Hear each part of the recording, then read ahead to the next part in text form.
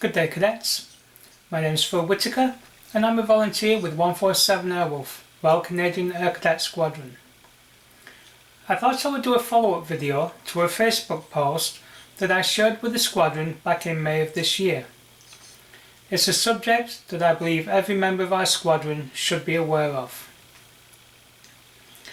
On the night of the 16th of May 1943, perhaps the most daring and audacious air raid in history took place in the industrial heartland of Nazi Germany.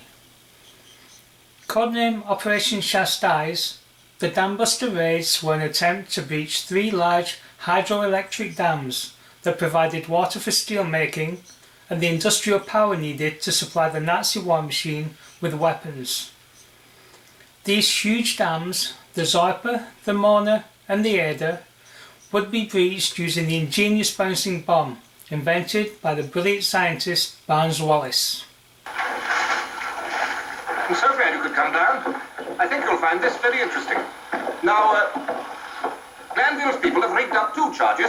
This first one is equivalent to a 10-ton bomb 50 feet from the wall, as in the earlier experiments. This second one is only half that charge, but fixed to the wall itself. Both are at a depth equivalent to 30 feet. Are we all ready, Collins? All ready, Dr. Glanville. You want us to take cover? No, I don't think so. Not for the first minute, at any rate. But if you'll all stand back over there.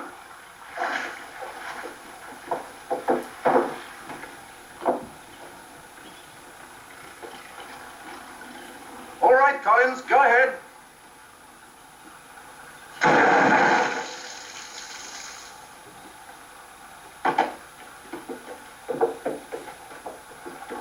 There, you see, it isn't even scratched. You see, a very slight shock is reported and then it returns to normal. Now, this is where I was wrong before. The cushion of water between the explosion and the wall absorbs the shock almost completely. Shall we have the second one? When you're ready. This should get our feet wet. Watch it. Fire!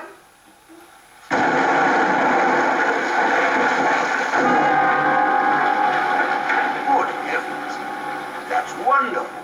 Wonderful. And that is only half the charge of the first one. Do you see the difference when it's placed hard against the wall at the right depth? The cushion of water now acts in our favor instead of against us, and the shock waves go right through the wall. If we use this as a basis, Glanville and I have calculated we should only need 6,000 pounds of this new explosive, RDX, to breach the Myrna Dam itself. I can cut the case weight down and make a complete bomb of less than 5 tons. We shouldn't need a specially constructed aircraft either. The new 4-engine Lancaster we're now getting could carry a 5-ton bomb right through to the ruin. If you can make the bomb. Naturally. This mission was so dangerous, the Air Ministry decided that no squadron would be ordered to accept the mission. Instead, a new squadron would be formed, with entirely volunteers. What made this mission so dangerous, other than flying into the most heavily defended region of occupied Europe, was that in order for the bouncing bomb to skim correctly across the top of the water, the aircraft had to fly at a maximum height of just 60 feet.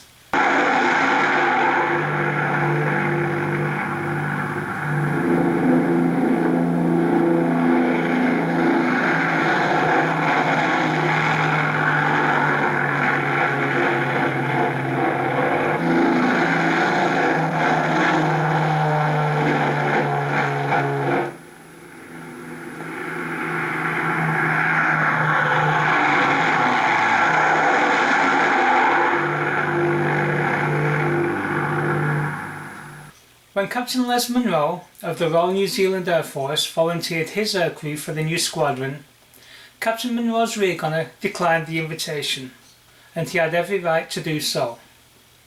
But never fear, a young Canadian by the name of Harvey Weeks stepped forward and took the place. Although just 23 years of age, Harvey Weeks was an experienced airman, having already flown around 30 wartime missions.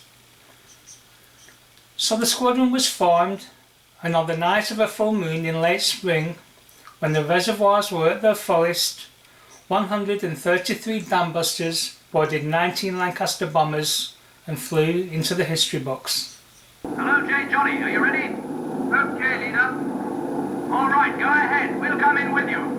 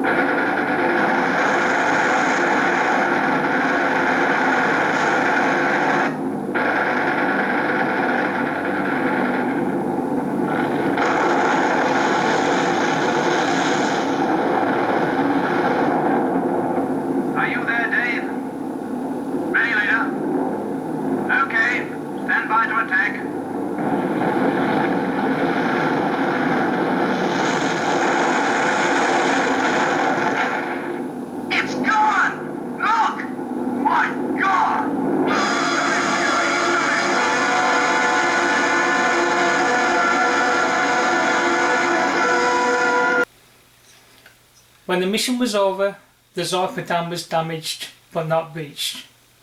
However, the Ada and Mona dams were breached. 300 million tons of water barreled through the Ruhr Valley. 12 factories were destroyed, 92 more were damaged. Railways, roads, bridges and tunnels were destroyed. Houses and power stations were destroyed. Farms were destroyed. Crops and cattle were washed away. The mission was hailed a great success, but for that success the dam busters paid a very high price. Of the 19 Lancasters that departed RAF Scampton, 8 were lost. 53 of 133 dam busters that took part were killed, and 3 were taken prisoner of war. Of the 30 Canadians that took part in the raids, 15 returned safely to England. 14 were killed and 1 was taken prisoner of war. The Lancaster bomber of Captain Les Munro, with our Canadian hero Harvey Weeks in the rear gun turret, came under intense anti-aircraft fire after crossing the Dutch coast. Cables and wiring throughout the aircraft were shot out. The aircraft's master compass was destroyed, communication between the aircrew was lost, one of the gun turrets was badly damaged, and the aircraft suffered a critical electrical malfunction. Captain Munro was able to turn his aircraft around and fly back to England. Landing safely, all the crew members survived. The following year, in 1944, Harvey Weeks was promoted to the rank of Flying Officer and awarded the Distinguished Flying Cross. When the war ended in 1945, Harvey returned to Canada. He died on the 22nd of March 1992 in his hometown of Chilliwack, British Columbia.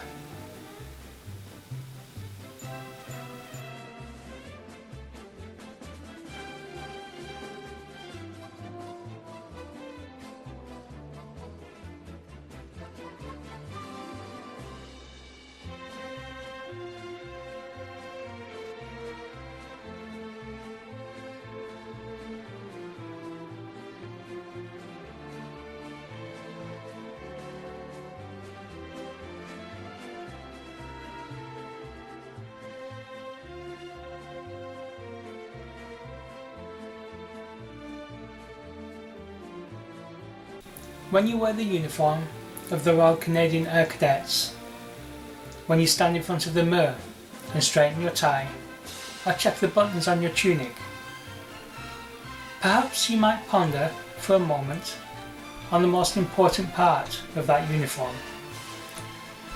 The part that your eyes can't see.